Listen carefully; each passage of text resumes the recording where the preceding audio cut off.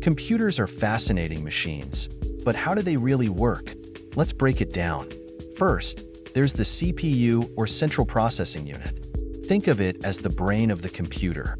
It processes instructions and performs calculations.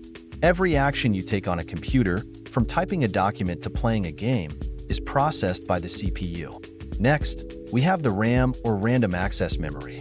This is your computer's short-term memory. It stores data that the CPU needs quick access to, speeding up your tasks and making multitasking possible. Then, there's the hard drive, or SSD. This is your long-term storage. It holds all your files, applications, and operating system, even when the computer is off. SSDs are faster and more reliable than traditional hard drives.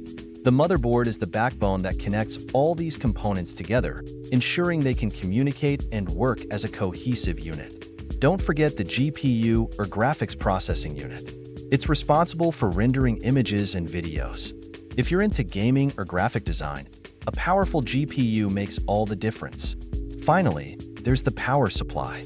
It converts electricity from your outlet into a usable form for all the internal components. Without it, nothing works. So, when you turn on your computer, the power supply energizes the components, the CPU starts processing data, the RAM holds the necessary information, the hard drive, or SSD retrieves and stores your data, and the GPU renders everything you see on your screen.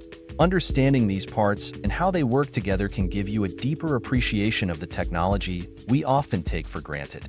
Stay tuned for more tech insights, and be sure to subscribe to our channel.